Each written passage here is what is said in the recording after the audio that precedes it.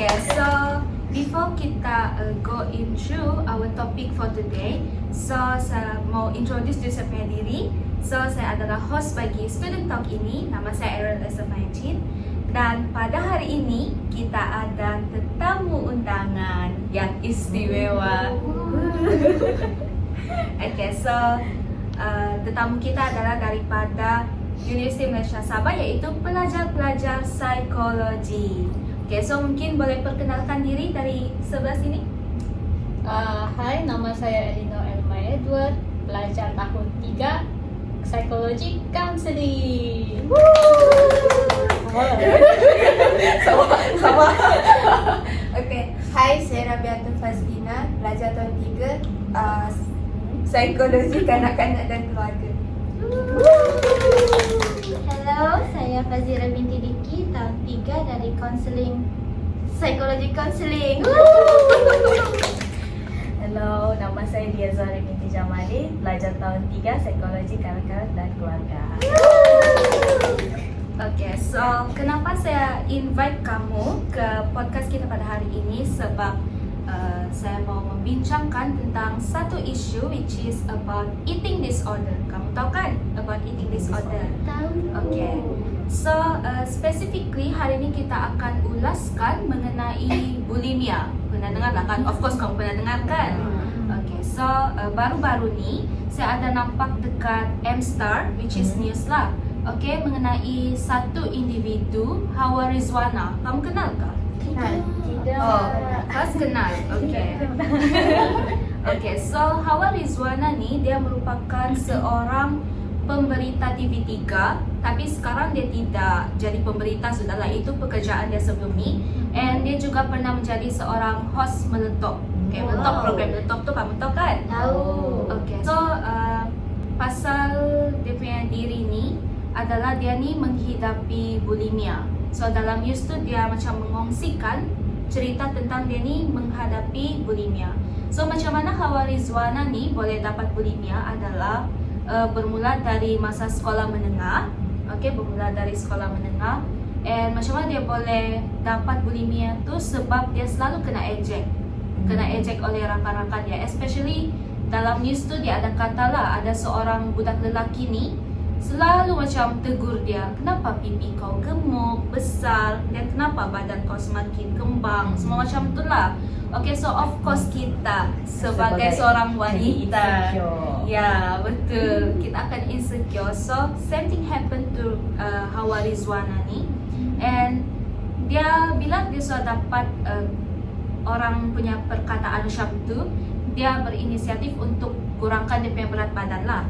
Cuma cara dia kurangkan berat badan tu dia buat cara yang more on the negative side, di mana dia akan, dalam news tu dikatakan dia akan tinggi eating, and then dia akan muntahkan kembali, and then dalam news tu juga dikatakan dia overwork out, dia bersenam secara berlebihan lah. Okay, so macam mana Hawa Rizwana ni juga dapat tahu tentang diri dia ni ada symptom of bulimia? Sebab kamu pernah ikut choral speaking kah? Pernah. Oh, pernah. Okay, so basically dalam choral speaking kita akan ada skrip kan, kena bagi. And then dalam skrip tu, basically the script mentioning about body care, and then di situ ada mention about bulimia. So bila dia tengok apa ni, dia tahu oh ini bulimia rupanya. So macam dia boleh kaitkan dengan diri dia sebab dia menghadapi benda yang sama. So dari situ dia tahu dia ada bulimia lah. Okay, but as time goes by, dia semakin dewasa, dia berjaya untuk dapatkan bantuan. Okay, dapatkan bantuan, and then dia juga dikatakan mempunyai support system yang baik lah, yang membantu dia untuk keluar daripada bulimia itulah. So itulah tentang Hawa Rizwana. Okay. Bila saya baca news pasal Hawa Rizwana ni, saya tertanya-tanya lah, adakah bulimia ni kerap berlaku dalam Malaysia, ataupun kes dalam Malaysia ni memang adakah? Sebab kalau kita tengok dekat social media ataupun dekat news lah, macam sangat jarang tau nampak pasal eating disorder. Mungkin boleh share? Kalau macam saya adalah buat research pasal statistik, nak tahu juga. Lepas tu saya cari juga case study ke apa-apa, tapi macam susah nak cari benda tu. Susah mau dapat sumber. macam nampak macam kalau news pun kita tahu susah dapat news dia. Jadi kalau research pun sama lah kan. Lepas tu ada satu research saya jumpa ni, research paling latest untuk yang kat Malaysia punya tahun 2022. Dia sekarang dah 2 tahun tak ada research pasal tu. Lepas tu dalam yang research ni dia melibatkan 818 orang dewasa, yang mana dalam 800 orang ni, daripada situ 50% daripada 800 orang tu yang mengidap eating disorder. Jadi nampak banyak lah kan.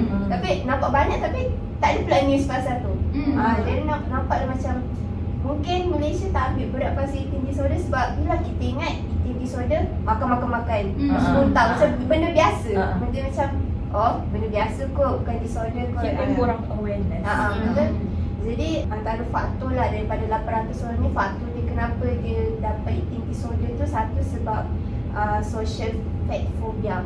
So maksudnya dia takut kalau orang dia gemuk. Jadi sebab tu dia fobia kat situ. Lepas tu dengan ideal body image. Ideal body image. Beauty standard. Betul, beauty standard yang kena kurus, semua kena kurus. Tak boleh gemuk, kena kurus semua. Jadi dalam artikel tu juga dia cakap eating disorder ni ada 58.5% yang mengidap dia tu, dan bulimia ada 1.4%, binge eating ada 0.1%, dengan anoreksia ada 0.8%. Still tinggi bulimia lah kan. Tinggi. Okay, yang tu dari Malaysia je. Okay, macam mana pula dengan global kan? Kalau global eating disorder ni tahun 2019 dia mencatatkan 14 million. Jadi nampak banyak kan. Tapi macam orang masih tak tahu lagi pasal benda tu. Macam macam tu kan. News dia pun macam tak banyak. News dia tak banyak. Padahal ramai je 14 million tu. Lepas tu dan bulimia pula mencatatkan 1.5% dalam kalangan perempuan dan 0.5% dalam kalangan lelaki yang berusia 18 tahun. Jadi maksudnya semua yang pasal eating disorder ni semua melibatkan budak-budak yang baru nak meningkat dewasa. Di kalangan remaja. Dalam kalangan remaja. Yang fasa ke Mau ke dewasa. Waktu itu biasanya dia punya hormon tidak stabil kan. Masih lagi emosi pun yang So, okay, itu part statistik lah kan. So, actually kan, macam mana bulimia ni boleh terjadi sebenarnya? So, kalau kita tahu kan bulimia ni macam orang makan dan muntahkan balik sebab diorang mau kurus, diorang mau kuruskan dengan segera macam itulah. Cuma apa yang menyebabkan bulimia ni berlaku? Saya ada buat macam try Google searching. Terus terjumpa lah satu info ni yang diorang bilang bulimia ni salah satu sebab dia adalah dari segi biologi, genetik. Terus macam yang saya baru tahu yang dia dari genetik. Diorang cakap and then ada satu macam association, iaitu National Association of Anorexia and Association Panjang Disorder, ANAND. Dia bagi tahu kalau seorang ni dia ada bulimia dalam satu family, dalam family ni ada bulimia. Orang yang diagnosed with bulimia, percentage untuk family member dapat bulimia around 28 hingga 74%. Tinggi ya, 70%. Maksudnya mesti anak dia akan dapat lah. Ya, mungkin dalam family dia orang mungkin ada yang high akan chance akan dapat ni jugalah. So macam ada pula yang dia means genetik biasanya diabetes, betul. kan? Dapat Tiba-tiba ada bulimia pula pun one of the factor pun genetik juga. And then ada satu juga kajian mengatakan yang biasanya orang ada kena bulimia ni dia dapat macam biasanya orang yang terkena bulimia ni perempuan yang ada diagnosed with type 1 diabetes.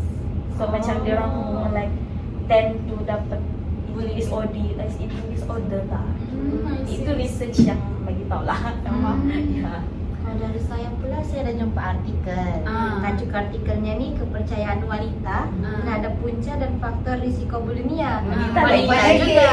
Di sini dia punya artikel tu bilang kebanyakan responden ni dia menyatakan low self esteem ni adalah punca utama dorang kena bulimia ni. Sebab dorang low self esteem. kurang keyakinan Diri. diri. Ya. Di sini kan kalau kita nampak dorang normal. Macam badan dorang ideal sudah, okay, standard sudah apa yang kita, macam iyalah baik, itu sihat sudah. Tapi bagi dorang tidak normal. Dorang rasa pun- masih gemuk. Ya, dorang merasa dorang ni gemuk, macam pipi dorang besar lah, padahal kita tengok okey je. Badan dorang besar lah tapi okey je. Itulah dorang macam gara-gara itu kali terus dorang dapat low self esteem dan dorang terjebak dengan bulimia. Itu yang kita boleh kaitkan juga dengan salah satu sebab dia social culture. Ya. Sebab okay, kalau part yang pasal kurus-kurus ni, siapa? Dekat rantau mana yang selalu Korea. Jadi standard dia sangat tinggi. Lebih kat Asia. Kat Asia selalu tinggi lah. Apa, especially Korea, Jepun dengan China.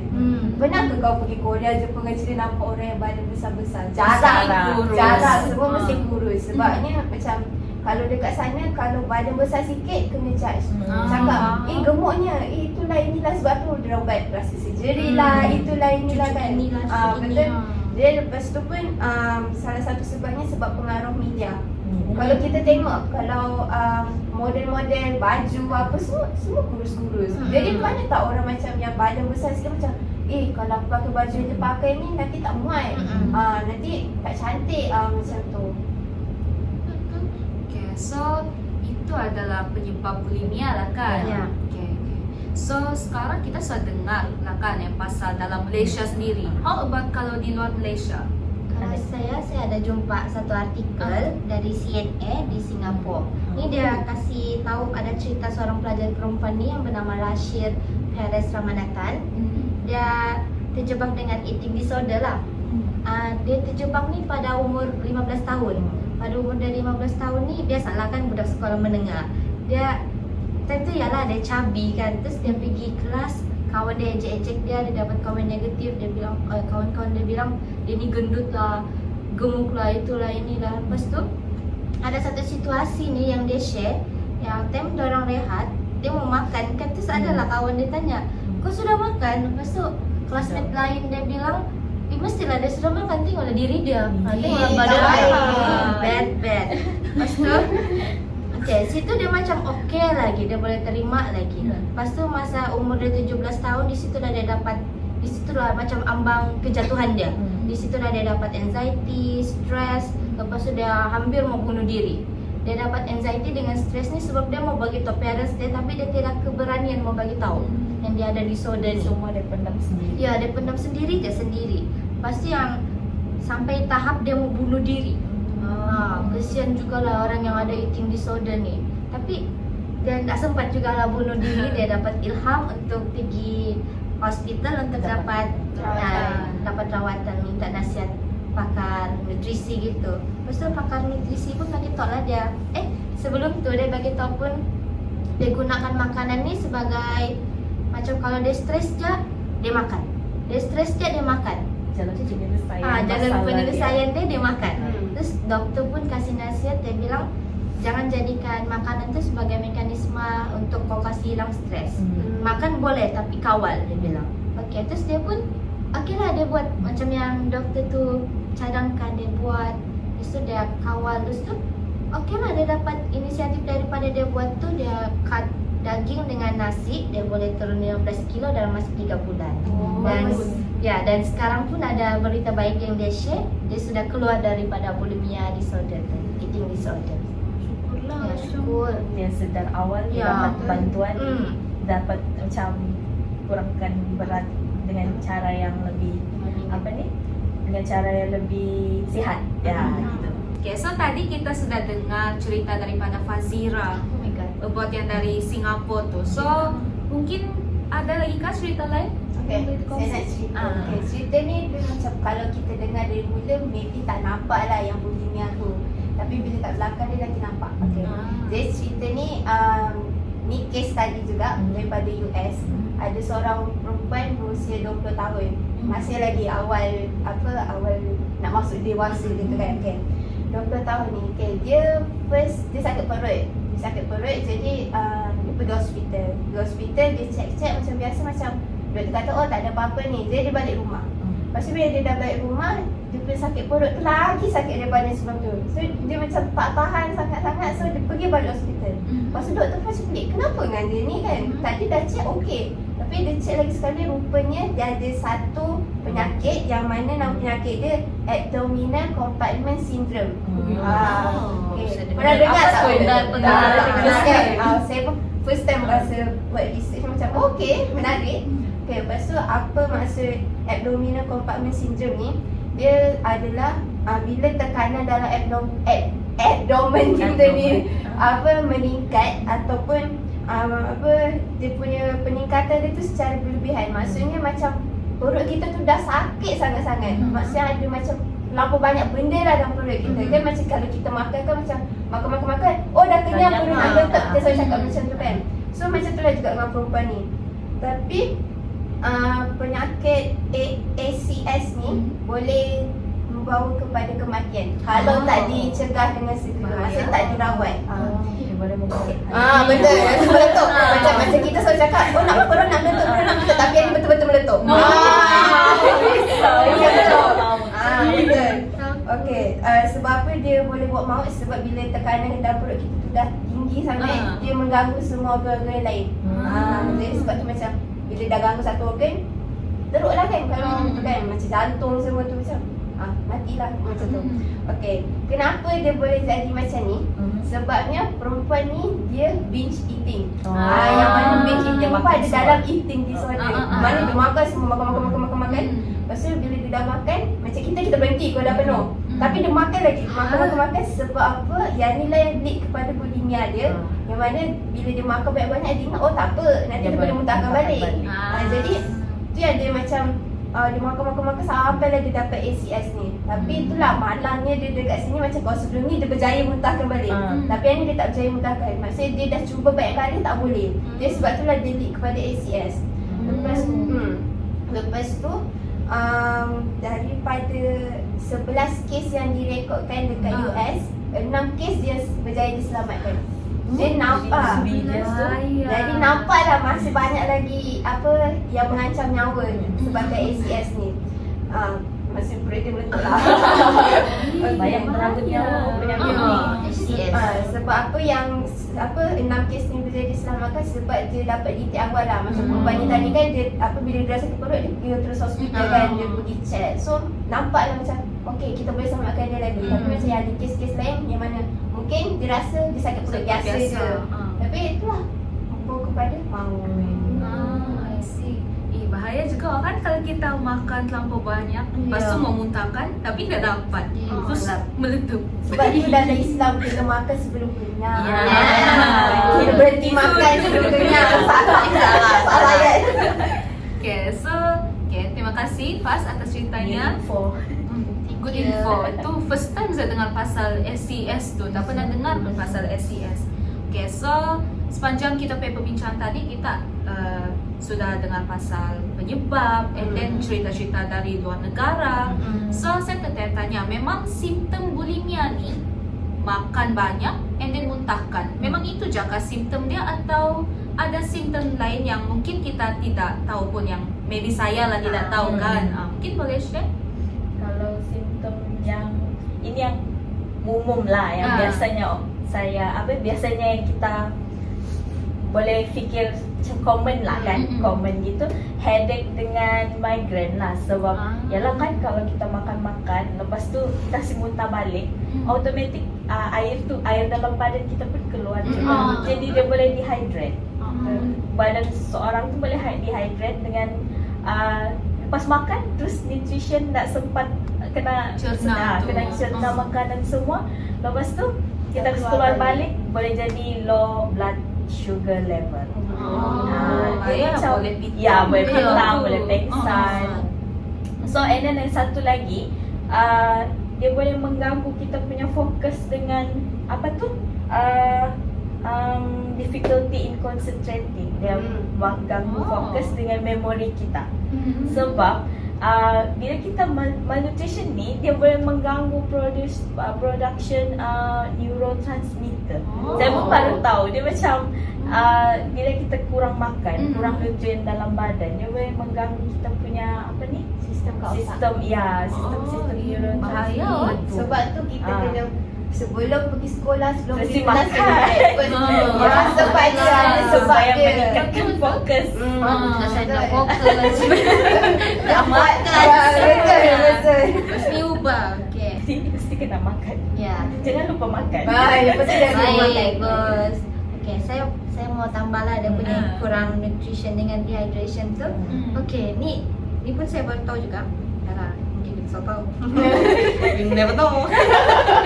Okay, kalau kita macam kekurangan nutrisi tu kan kita selalu muntah-muntah. Lepas tu lagi satu, orang bulimia ni kan dia guna ubat yang birak-birak tu. Itu dorang birak.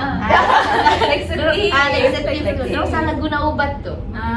Jadi kalau dorang selalu muntah, selalu berak-berak tu, dia akan mengganggu keseimbangan sodium, potasium dan klorida dalam badan kita, yang menyebabkan kita punya otot lemah. Lepas tu dehidrasi yang teruk. Lagi satu, kita akan senang dapat serangan jantung yang teruk. Ya, dia boleh bawa maut juga. Dia macam tiba-tiba gitu.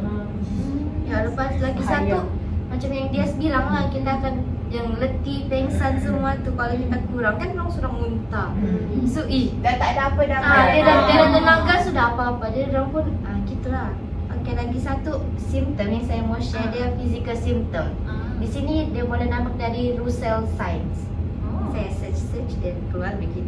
Russell signs, dia ada kesancalan, kesancalan, luka. Lepas tu di kulit ibu jarinya ni kasar sebab dia kasih masuk untuk dia kasih muntah. Dan setiap hari kita nak tahu kan dia makan berapa kali setiap hari, lepas tu berapa kali dia memuntah, dan berapa kali sebulan, setahun. Berapa lama dia buat tu muntah tu. Ya, kita boleh nampak lah. Jadi kalau macam kita boleh cegah lah kan, kita boleh cegah Boleh lah. aware lah mana tahu kawan-kawan kamu Ya, tengok. Okey, jangan Ibu jari kasar tu kita boleh lembut guys. Sekarang ya. Okay. Itu saja lah yang saya mau share. Kalau dari saya lah kan, apa yang saya dapat, simptom kan usually orang cakap binge eating yang makan berhabis ataupun muntah begitu. Ada yang derang makan pil untuk macam yang itu ciri itu, ataupun derang akan paksa muntah. Yang sebelah kawan-kawan saya juga ada yang akan paksa muntah. Tapi ada juga sebenarnya dalam kita kena tengok juga dia punya eating pattern. Kita yang ni yang macam yang kalau yang secara muntah kan kau boleh nampak sign yang physical sign. Boleh nampak. Ini kita kena tengok dia punya eating pattern. Eating pattern dia biasa ni orang yang bulimia ni derang akan diet ataupun berpuasa. Dan dia memakan. Ya. Skip meal lah begitu. Jadi ya umat bagus kalau dia makan yang makan. meal tu. Ni paling-paling ada yang akan makan macam ada yang case dia makan ais saja ataupun satu apple saja. Macam style Korea. Minum air saja. Kadang-kadang ada juga yang takut meminum air. Sebab air pun kalau masuk dalam badan kita jadi berat. Betul. Jadi bila sudah buat begitu, dia akan at one point dia akan lapar kan. Dan kadang-kadang ada yang akan macam cheat day. Dia malah makan. Tapi bila dia makan, dia binge eating ni basically macam dia tidak boleh kontrol dia punya makan. Dia makan banyak-banyak. Itulah macam yang mukbang kamu tengok tu. Dia boleh makan banyak Satu kali yang besar tu. Satu orang dia makan. Lima jenis Maggi. Oh, betul. Iya. Yang orang boleh sendiri makan. Tapi itulah kadang-kadang ada yang akan muntah balik. Yang akan muntah balik. Kalau dalam mukbang ada news juga yang ada beritahu yang memang akan tidak makan. Dia akan makan sampai on the day yang derang perlu rakam. On the day derang rakam terus derang puasa panjang sampai mau take video. Iya. Jadi kalau hari Jumat dorang rakam, Senin, Selasa, Rabu, Kamis dong puasa. Ataupun tidak makan. Ya. Tapi ada juga yang case ni satu mukbang, dia cakap dia makan healthy, dia macam healthy living lah kalau begitu. Dia healthy living and then dia exercise banyak, makan sehat. Terus on the day yang record baru dia makan benda banyak. yang tidak sehat begitu dia makan. Kira cheat day dia. Banyak-banyak ya. Dia situ. Kalau kita tengok macam dia bilang macam sehat sebenarnya. So hari-hari lain dia Tidak makan sayur. ya, Dia jaga dia sayur, makan dia jaga yang makan. sehat je ya, sehat je. Tapi on that one day dia tidak sehat. Tapi actually ada yang kaji sebenarnya itu tidak sehat. So basically dia disrupt itu body schedule dia makan dia, which actually leads to dia punya eating disorder tu. Ya. So dia makan banyak tapi kekal mau jaga itu badan. Tapi bila dia makan banyak tu dia kasi muntah balik lah. Dia muntah balik. Kan ada juga yang derang mukbang kan, derang makan. Tapi dia bukan makan apa, dia kunyit. Kunyit aja. Kunyit Lepas aja. tu dorang buang kan. Derang Ah. ya. So derang ingat Ada rasa-rasa. rasa-rasa Ah, lah ya. begitu. Tapi sebenarnya itu tidak memberi apa-apa nutrien. So tak masuk pun dalam badan. Itulah. Jadi selain itu pula, selain eating pattern, kok kita kena dengar macam mana derang view derang punya body. Mungkin ada yang kita boleh nampak macam derang makin susu ke apakah itu physical sign kan. Tapi kita kena dengar je macam dia rasa tiba-tiba one day dia rasa saya gemuk lah hari ni dia macam nak mau makan lah begitu. Maybe that might be the early symptom lah. Derang punya view terhadap diri derang makin negatif. Ya. Jadi macam dari segi psikologikal dia lah tu yang itu tu dia punya pemikiran. I see. So kena alert jugalah dengan kita punya surrounding, macam mana diorang berfikir terhadap diri diorang sendiri lah. Betul. Saya pun ada juga kawan lah masa sekolah menengah dulu. Dia pernah sharing dengan saya lah macam saya ni pernah dapat bulimia dulu masa kecil. Dia dapat bulimia sebab pun benda yang sama juga selalu kena. Rasanya macam masih muda yang sekolah rendah. Ya, masa sekolah rendah mungkin dalam darjah 5, darjah 6 macam tu kalau saya tidak silap. Sebab dia beritahu masa tu dia memang agak gemuk sikit lah. Okay. And then dia bagi tahu lah sama saya kenapa dia boleh dapat macam tu sebab sama je macam kes-kes yang lain sebab kena ejek oleh kawan-kawan. Semua kena ejek macam dia ni gemuk semua tu, jadi dia punya self esteem pun turun semua tu. And then dia pun macam simptom-simptom yang dikatakan tu lah, dia akan binge eating and then dia akan muntahkan balik. And then kenapa dia boleh berhenti daripada tu sebab dia dapat dia bukan dapat penyakit lah, dia macam ada something wrong with dia punya health lah, which is Dia sedar lah ada something wrong tu kan. which is dia bila beberapa bulan sudah dia do the same pattern, yang eating pattern tu, dia ni dapat dia berak darah macam tu ya, bahaya jugalah. So dia macam okay, ini benda yang saya buat ni macam tak betul untuk turunkan berat badan dia. So dia slowly dia stop lah. Cuma saya tidak tahu lah sama ada dia ni ada dapat diagnosis daripada doktor ataupun tidak, sebab dia just macam sharing sama saya dia ada bulimia and then apa dia punya symptom and all, which is berpadanan lah dengan apa yang dikatakan. Cuma itulah dari segi diagnosis saya tidak tahu. So actually kan macam kita mau diagnos orang yang ada bulimia ni, macam kita tengok okay dia makan banyak and then muntah, dia bulimik ataupun tidak. So macam mana kita mau diagnos? Kalau nak diagnose kan tu macam lain sebab macam benda ni pasal pemakanan kan. Jadi kalau kita pergi klinik atau hospital biasa macam nak tengok kita punya kesihatan badan pun kat situ pun boleh nampak juga. Kalau macam contohnya kita buat ujian makmal. Ujian makmal kan selalu darah dengan ujian urin kan.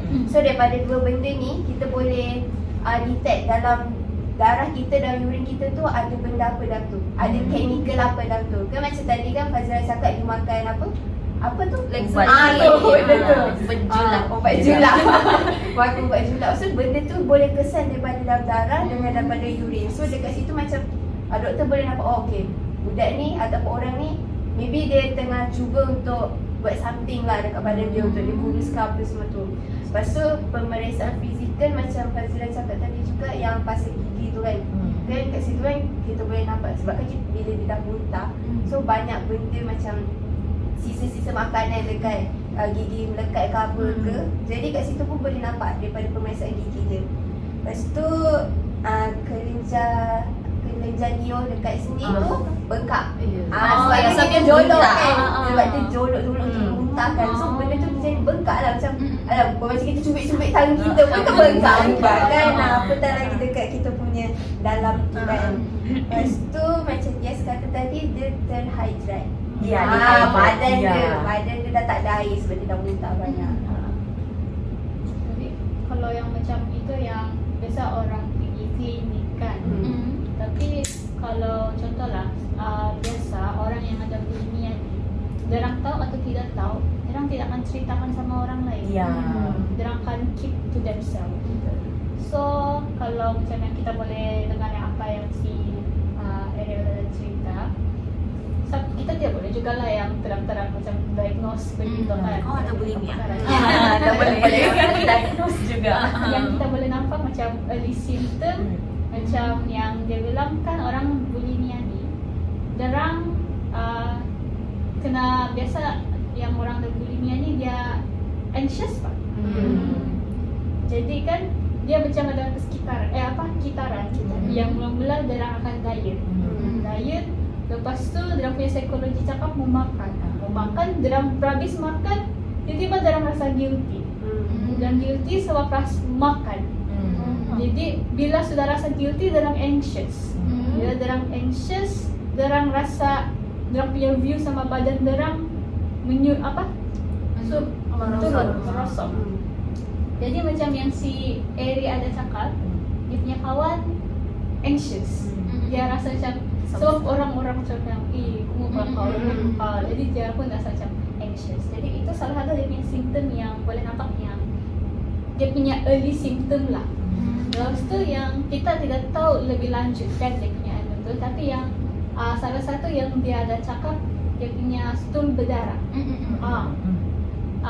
Apa yang kita tidak tahu kalau bila sudah kita balik-balik orang bulimia ni balik-balik muntah, dorang punya gas dalam perut tu terganggu. Jadi bila terganggu bukan saja gas di perut, termasuk di usus. Itu especially yang untuk yang makan laxatif tu. Dorang makan, so basically dorang paksa. So benda tu Dia macam benda tu tak ada pun tapi dia paksa juga. Tapi kalau perut kosong macam mana lah tu? orang kosong gas sana tu. Sebab kalau perut kosong, gas apa dia mau hakis. Ya. Jadi dia hakis dinding perut tu lah. Jadi dinding perut tu yang bukan saja mungkin yang kalau kosong muntah pun kadang-kadang ada makanan yang tidak termuntah yang stay. Jadi dia akan keluar sama-sama tu hakisan. Mungkin dia hakis tu perut sampai dia berdarah. Ataupun mungkin dia bukan hakis di perut, mungkin di usus. Itu yang boleh bikin dia Sampai tadi lah yang dia berdarah tu kan. Bahaya juga kalau begitu. Okay, so kita sudah dengar macam mana untuk diagnose nak kan orang-orang yang ada bulimia ni. So macam mana kita mau treat dorang lah dari segi treatment, macam mana orang yang bulimic ni macam mana dorang boleh di-treat? Saya ada baca satu dekat internet lah, dia cakap salah satu dia macam ubat.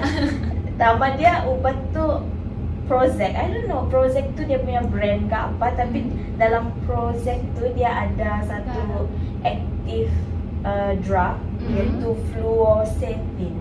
Dia ni actually dia macam antidepressant. Biasanya orang yang ada bulimia ni dia akan datang sekali dengan ada depression. lain. Ya. Dia ada sekali dengan depression. So ubat ni dia bukan je untuk bulimia, dia boleh untuk panic attack, OCD and depression lah. So ya. Jadi tapi ubat ni dia macam dia just untuk membantu lah. Yang paling bagus untuk treat orang yang ada bulimia ni adalah dari segi psikoterapi lah. So psikoterapi dulu and then dia diikuti dengan medication. Medication. So yalah itu one of treatment yang boleh diberi kepada orang yang ada bulimia lah dari segi medication. Dari saya macam saya sebut tadi yang news tu, saya ada mention pasal nutrition tu. Jadi kalau mau treat pun kita boleh treat dengan nutrition education. Di sini pun education ni dia memainkan peranan yang penting lah untuk mengawal kita punya pemakanan. Di sini dia boleh bagi nutritional assessment dengan counseling assessment. Untuk yang nutritional assessment ni dia akan macam patient tu datang dengan masalah pemakanan dia kan, jadi dia akan menilai pengambilan pemakanan tu patient, lepas tu status pemakanan dia, dan dia akan mengurangkan nutrien klien lah. Macam contohlah klien tu terlebih gula, dia akan suruh kurangkan gula. Kalau kurang garam, dia suruh tambahkan garam. Dia bagi kasih bagus dia punya pola. seimbangkan. Kasih seimbang, apa yang kurang ditambah, apa yang lebih dikurangkan. Ya. Dia bagi suggestion lah. Ya. Kalau untuk yang nutritional counseling tu, dia bagi panduan lah untuk memperbaiki tingkah laku makan, menstabilkan pengambilan makanan, dan menangani ketakutan atau salah faham tentang makanan tertentu. Macam kita kan takut juga mau makan, contohlah kita mau makan satu benda ni, tapi nanti kolesterol dia tinggi ke apa, nanti efek pada badan kita. Tapi counseling, nutritional counseling ni dia bagi tahu lah, dia bilang kita boleh ambil je kalau benda tu okey, kalau benda tu baik untuk badan kita, okey. Dan ambil dalam kuantiti yang betul. Ya, Dia boleh orang makan akan lah. bagi panduan juga. Macam kalau kita takut bagi makan ni, kita kasih tahu dia, bolehkah ambil benda ni. Kalau dia bilang boleh, ambil. Kalau dia bilang tak boleh, okey, tak boleh lah. Macam ada orang yang dia takut makan nasi kan. Dia Ya. bilang nasi tu bikin Gemuk. gemuk. Tapi sebenarnya kalau makan dalam kuantiti yang betul, dia bagi khasiat kepada badan kita kan. Suku-suku separuh. Itu KKM punya suggestion. Minum air pun ada yang takut minum air. Orang takut yang gemuk air tu. Tapi Padahal dia tak sedar badan kita perlu air. perlu air. Air Pasal tu kita penting. pula badan yang paling banyak air. Betul lah tu. Habis kandungan tu. Betul-betul. Selain yang ya dari ubat ataupun diet gitu kan, yang kalau saya jumpa dia selain itu treatment yang boleh kita bagi sama orang yang ada bulimia ni kan, kita boleh bagi terapi lah. Kalau macam kita yang belajar psikologi ni, kita dah belajar kan yang macam CBT, RBT semua tu. CBT tu apa? CBT tu cognitive behavior Oh, therapy. okey, okey. So, dia bantu untuk basically cara fikir dia dengan dia tingkah laku untuk makan pula. Cara dia fikir lah. So basically untuk ini CBT ni usually terang akan terapkan kalau di especially Malaysia lah. Terang memang banyak gunakan CBT lah. Jadi terang akan ajar mula, terang akan track macam mana orang tu makan, and then terang akan bagi talk lah macam yang try to figure out macam mana dia punya view sama dia punya badan, and then detect dia punya negative view. Dia macam dia punya view, macam contoh dalam otak dia cakap I want to eat it. Tangkap itu, and then saya tanyalah kenapa kau perlu dia eat it, kenapa itu. Dari sana dia akan bagi tahu lah kenapa. Begitulah CBT works, and then maybe dari sana dia akan bagi plan lah macam mana boleh plan dia punya makanan tu, yang pelan-pelan begitu. So itu CBT. Dan usually kalau contoh lah tak atau bulimia kan, untuk kita tahu, mungkin kita macam kita fikir macam mau cari health provider lah kan.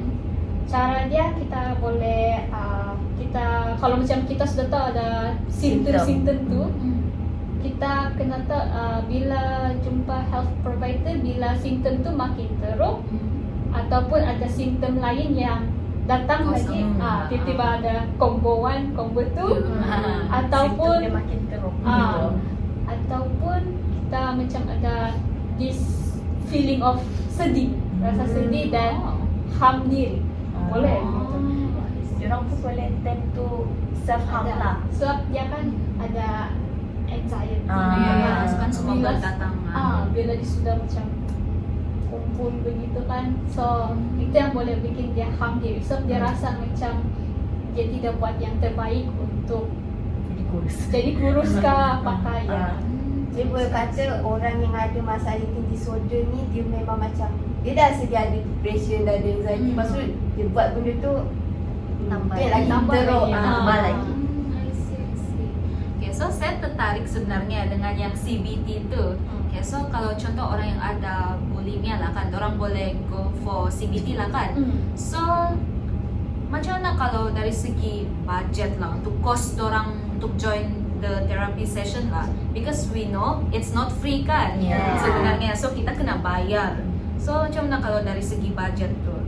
Kalau budget, sebab kalau kita cakap lah yang macam sekarang ni di Malaysia kan, maybe it depends on which tempat juga yang kamu pergi. Bisa dia punya range akan berbeza. Ada yang sampai yang maybe yang mahal 4,000 lebih. Tapi Yang itu per untuk 3 session bulan. Oh, 3 bulan per sesi. Boleh menabung. Ya. Ada juga yang psychologist session yang dalam 60 minit saja begitu. 150 sampai 400 lebih lah begitu. Itu satu sesi. Itu tengok psikologis Depends tu lah. Kalau yang kali kan. Kalau yang ada cek di juga di government punya hospital, dia tidak termasuk lah yang untuk daftar punya. Dia RM15 per session. Per sesi. Jadi Jadi kerajaan ada sediakan juga. ada juga. Government memang akan ada sediakan. So, saya rasa dalam Kementerian Kesihatan memang dorang ada bahagian yang psikologi punya tu. Jadi itu ikut berapa session tu, dan biasa dia punya medication tu dalam 70 hingga 100 ringgit lah begitu. Boleh lah, boleh, masih boleh dibayar lah. Iya. Syukur tidak lah yang telah masih boleh risau. Iya, jangan risau. So, and then kalau di luar negara yang average harga dalam 100 to 250 lah. Tengok macam mana dia punya. Itu kalau yang private lah. Kalau yang dia punya kerajaan tu, sebab ada yang kerajaan di luar negara tu dia tanggung kan, kena bayar sendiri kan. Jadi ya, dan juga kalau pergi pergi session juga, budget tu dia punya factor kita kena tengok juga, macam tengok jenis disorder dia. Mungkin ada kalau macam yang orang cakap mungkin dia punya simptom tu dia ingat dia bulimia. Sekali Biasanya lain. Anorexia. Oh, I see. Itu kena tengok juga tahap masalah dia kalau dia macam betul-betul teruk, maybe banyak sesi yang perlu dibuat dia. Tapi kalau dia macam early symptom, yang boleh kita dalam punya cara banyak kepada intervention yang boleh dalam masa jangka yang pendek, maybe itu je lah. Ya. I see. Okay, so kita sudah dengar dari simptom, cara mau treat, how to diagnose. Sangat banyak ilmu yang kita dapat pada hari ini. Okay, so thank you kamu. So biarlah apa yang ilmu yang disampaikan pada hari ini dapat menjadi new knowledge kepada diri kita sendiri dan kepada dapat bagi awareness kepada semua orang. So kalau contoh kita ada kawan lah kan yang mungkin kita tengok dia ada symptom early signs lah kan of bulimia, maybe we can give them help. Kita bantu dorang, kita bagi dorang support, jadilah support system yang baik kepada dorang. Sama macam yang kembali kepada Hawa Rizwana tu, kenapa? Sebab dia boleh keluar dari bulimia pun sebab dia ada support system yang baik. Okay, so I think that's all untuk podcast kita pada episod kali ini, and we will see you guys for another episode. Bye bye.